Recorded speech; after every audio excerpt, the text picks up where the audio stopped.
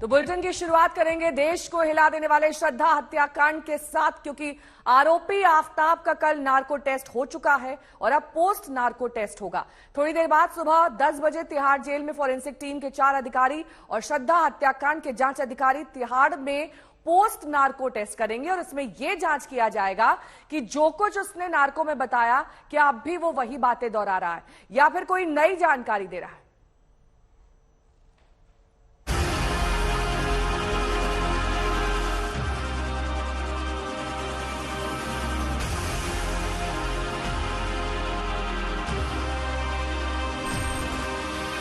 Polygraph test हो गया, narco test भी हो गया, अब पोस्ट नार्को टेस्ट की बारी। देश को हिला देने वाले श्रद्धा वालकर मर्डर केस में आज जांच का एक और अहम दिन है। दिल्ली के तिहाड़ जेल में आज श्रद्धा मर्डर केस के आरोपी आफताब का पोस्ट नार्को टेस्ट इंटरव्यू होगा। सूत्रों के मुताबिक आफताब अब हाई रिस्क कैदी की श्रेणी में आ चुका है। पिछले दिनों रोहिणी एफएसएल के बाहर उस पर हमले की कोशिश हुई थी, इसीलिए दिल्ली पुलिस आफताब को पोस्ट नार्को टेस्ट के लिए तिहाड़ से बाहर कहीं ले जाने का रिस्क नहीं ले रही। एफएसएल के 4 अधिकारी और श्रद्धा हत्याकांड की जांच कर रहे जांच अधिकारी आफताब का पोस्ट नार्को टेस्ट करने खुद तिहाड़ जाएंगे। आफताब तिहाड़ जेल नंबर 4 में बंद है। आज के टेस्ट से जांचकर्ता अगर संतुष्ट नहीं हुए तो आफताब का एक बार फिर नार्को टेस्ट हो सकता है। कल करीब 2 घंटे तक दिल्ली के अंबेडकर अस्पताल में आफताब का नार्को टेस्ट चला। सूत्रों के मुताबिक टेस्ट के दौरान आफताब बार बार बेहोश हो रहा था। सूत्रों के मुताबिक नार्को टेस्ट के दौरान आफताब से जब पूछा गया कि श्रद्धा का फोन कहां है, तो आफताब ने जवाब दिया कि श्रद्धा का फोन उसने कहीं फेंक दिया था। आफताब ने ये कबूल किया कि उसने गुस्से में आकर श्रद्धा की हत्या की थी।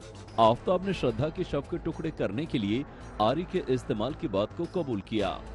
आफताब से जब ये सवाल पूछा गया कि क्या कोई और भी इस हत्याकांड में शामिल है, तो उसने कहा कि इस हत्याकांड को उसने अकेले ही अंजाम दिया है।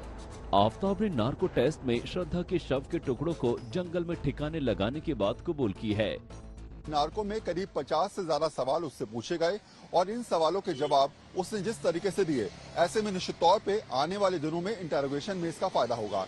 पॉलीग्राफ टेस्ट में लगभग 60 से ज्यादा सवाल उससे पूछे जा चुके हैं और नार्को में करीब 50 सवाल। ऐसे में ये वो सवाल थे जो पॉलीग्राफ टेस्ट में उससे पहले पूछे गए थे। अब ये देखना होगा कि इन तमाम सवालों की जो रिपोर्ट आती है उसके आधार पर पुलिस किस तरीके से अपनी जांच को आगे बढ़ा सकती है। नार्को टेस्ट के दौरान एफएसएल के साइकोलॉजिस्ट, टेक्नीशियन, फोटो एक्सपर्ट और अंबेडकर अस्पताल की मेडिकल टीम थी। दोबारा उसको लाया जाएगा सर, अगर जरूरत पड़ी तो पोस्ट नार्को टेस्ट भी किया जाएगा। सर, पोस्ट नार्को टेस्ट में कैसे संबंध क्या होता है? एक सेशन और किया जाएगा काउंसलिंग का। कब तक उम्मीद करें सर? जल्दी ही, अगर आवश्यकता हुई तो जल्दी ही वो कंडक्ट किया जाएगा। आफताब के खिलाफ पुलिस के सामने सबसे बड़ी चुनौती सबूत है, जिसके लिए उन्होंने एड़ी चोटी का जोर लगा रखा है, लेकिन अब तक अहम सुरागों की दरकार है। यही वजह है कि पुलिस अपना पक्ष मजबूत करने के लिए हर तरह की कोशिशों में जुटी हुई है। हिमांशु मिश्रा और वरुण सिन्हा के साथ अरविंद ओझा, दिल्ली आज तक।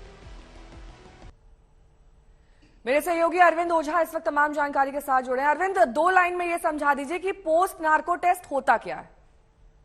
देखिए, जब किसी आरोपी का नार्को टेस्ट होता है उसके बाद पोस्ट नार्को टेस्ट इंटरव्यू से कहते हैं नेहा, जो किया जाता है उसमें 2 चीजें समझी जाती हैं कि क्या जो नार्को टेस्ट में जो आरोपी ने बताया है वो तमाम चीजें आरोपी को होश में बताई जाती हैं, क्योंकि नार्को टेस्ट में एक तरह का ड्रग दिया जाता है, वो होश में ही नहीं रहता। लेकिन उसने जो भी कुछ खुलासा किया है, जो एफएसएल की टीम के लोग हैं वो जाते हैं, उसे बताते हैं और उस दौरान उसकी मानसिक स्थिति, वो किस तरह का रिएक्ट कर रहा है, वो तमाम चीजें उसकी समझी जाती हैं। इसके अलावा उसके हेल्थ के बारे में भी जानकारी ली जाती है कि जो ड्रग दिया गया था नार्को टेस्ट में, उसके बाद 24 घंटे बाद उसकी स्थिति क्या है।